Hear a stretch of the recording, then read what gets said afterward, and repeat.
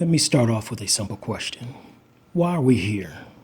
We, meaning the Negro, the so-called blacks, the African Americans. History tells us that our ancestors were taken from the continent of Africa to be sold as slaves around the world. Since slavery has been abolished long ago, a better question would be, why are we still here? Living amongst a people that despise us? It would seem logical that a people return to their native land when freed from those that enslaved them. That didn't happen with our people. They left us here although they hated us. The descendants of slaves from the transatlantic slave trade stayed in the land of their captors. Why is that? Although we are a free people to a certain extent, we are still despised, deemed unworthy to be considered as equal, and still mistreated, falsely accused, convicted, and murdered when it suits our captors. We are looked upon as lazy, untrustworthy, criminal, and prone to violence. Sounds like our captors pretty much flipped the script on us because that better describes their characters, not ours. Yet, here we are, still here living amongst them. Why? If our captors despised us as slaves that brought them tremendous riches, they'll also despise us even more as ex-slaves because now they're forced to pay us a wage. That's if they're willing to hire us at all. Why didn't they just ship us back after slavery to where they got us from and be done with it? Why didn't our so-called African brothers and sisters demand our return? Now that's an interesting discussion, but for another day. Why did they keep us here, knowing that someday the descendants of slaves will eventually integrate with their people, living amongst you, attending your churches, working next to you, joining your churches, going to your schools, worshiping at your churches, marrying your sons and daughters in your churches? Why did they allow this to happen? I have a simple answer to that question. Because man is incapable of stopping biblical prophecy. The Most High explained this prophecy to Abram in Genesis chapter 15, verses 12 through 14, and I read, "And when the sun was going down, a deep sleep fell upon Abram, and lo, an horror of great darkness fell upon him. And he said unto Abram, Know of a surety that thy seed shall be a stranger in a land that is not theirs, and shall serve them. And they shall afflict them for 400 years. And also that nation whom they shall serve will I judge. And afterward shall they come out with great substance." A horror of great darkness fell upon Abram. Could that have been a vision of the unspeakable horrors our ancestors suffered during slavery and long after? Strangers. Some would argue that this is speaking of Egypt, but our ancestors were not strangers when they were enslaved to build the pyramids. They actually lived there since the time of Joseph, grew in number, which caused the king of Egypt to see them as a threat and enslave them, as explained in Exodus chapter 1, verses 1 through 10. Some people also confuses the 430 years spent in Egypt that's spoken of in Exodus chapter 12, verse 40, with the 400-year prophecy of Genesis chapter 15, verse 13. It's not the same. America, on the other hand, our ancestors were strangers, and for 400 years we will serve as the Most High spoke it to Abram. That's why we're still here, fulfilling that prophecy. That's why we were not returned to the continent of Africa, even though our captors had an unnatural hatred for us. Their work of afflicting the Most High's people had to be completed. When the Most High says 400 years, he means 400 years. Seems like a long time compared to the 70 years of the tribe of Judah spent in Babylon captivity, according to Jeremiah chapter 25, verse 11. I wouldn't recommend focusing too much attention on when the 400-year prophecy will end. Our priority is to worship the Most High forever, no matter what. Not on occasion or a period of time, or if it happens or if that happens, forever, period. Now, going back to Genesis chapter 15, verse 14, the Most High said he would judge that nation, and afterward his people will come out with great substance. The nations that enslave the Most High's people will be judged for their depravity, just as he punished Babylon, according to Jeremiah chapter 25, verse 12. You can actually see some nations that were once strong are now slowly crumbling. and it's only the beginning of their judgment. Remember, it took 10 plagues before Pharaoh agreed to let Moses and his people go so they could worship the Most High. Best believe that our captors will be just as stubborn as Pharaoh, if not more. Then, afterwards, the Most High's people shall come out with an apology from their captors. Wait, no, that's not what it says. Let's see. Shall come out with equal treatment from their captors. No, that's not it either. Shall come out with reparations from their captors. We're getting a little warmer. Shall come out with great substance. Great substance.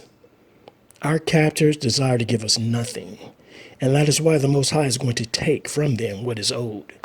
Keep in mind, when the Most High delivered our ancestors out of Egypt, they didn't leave empty-handed, according to Exodus chapter 12, verses 35 to 36. And I read, "And the children of Israel did according to the word of Moses, and they borrowed of the Egyptians jewels of silver and jewels of gold and raiment. And the Lord gave the people favor in the sight of the Egyptians, so that they lent unto them such as things as they required, and they spoiled the Egyptians." Now let your soul absorb the nutrients of that truth for a moment. The Most High's word is a lamp unto my feet and a light unto my path. It keeps me from stumbling in the darkness. We can look at Egypt and get an idea of how the Most High delivered our ancestors in the past.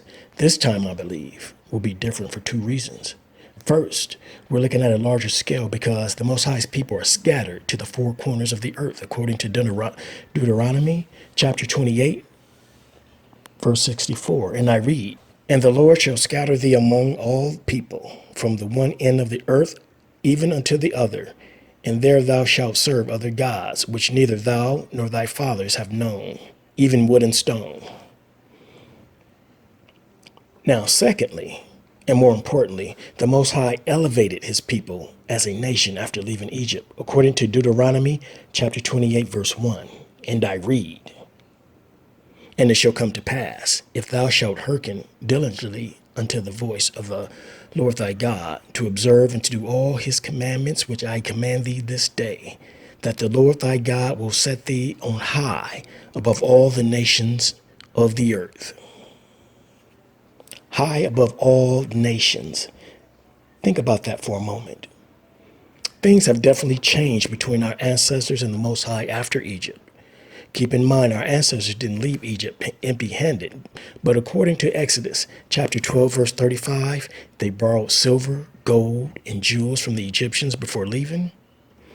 However, this time, we walk out of bondage, being the nation above all nations of the earth.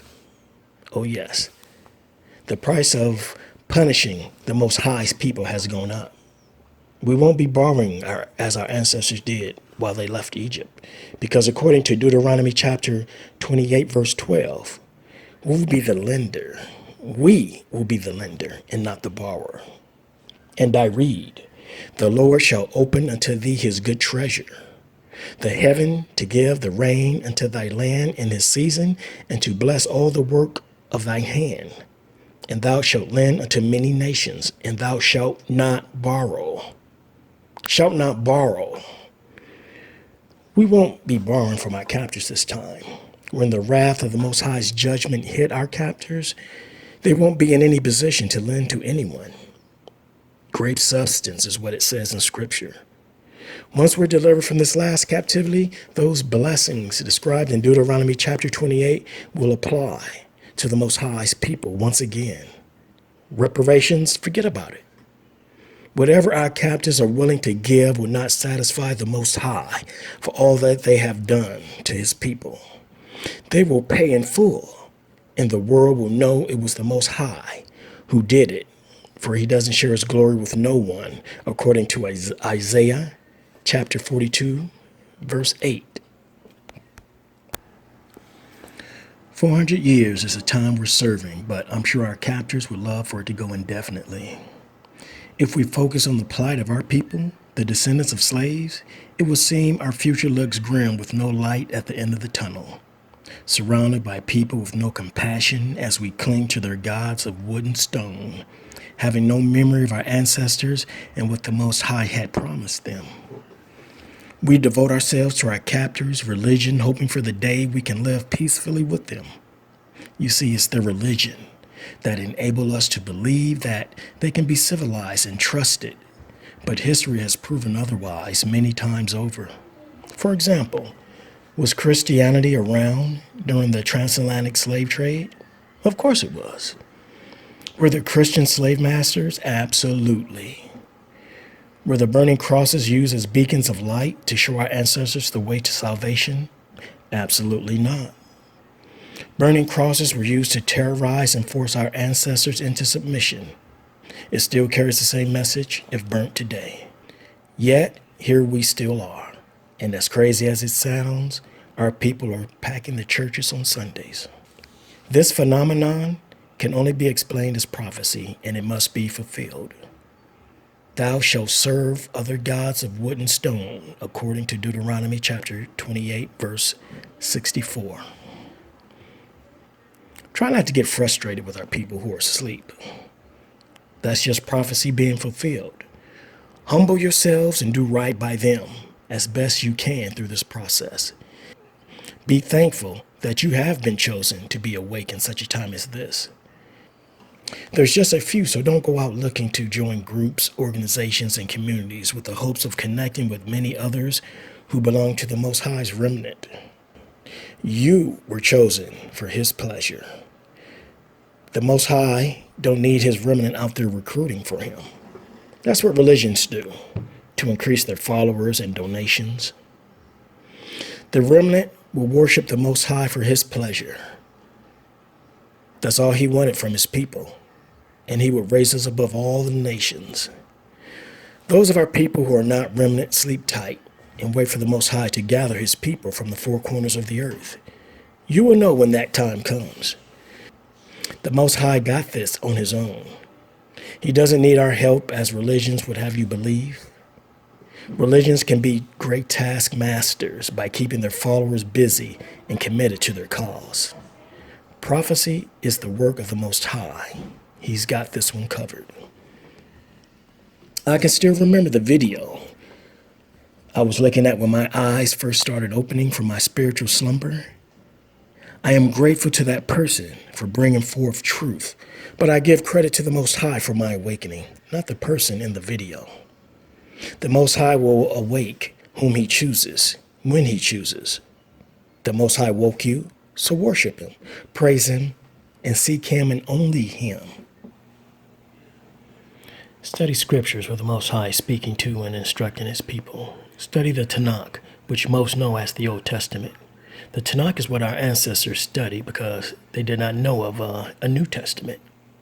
The New Testament was written under Roman rule, endorsed by a Roman emperor, and established by the Roman Catholic Church.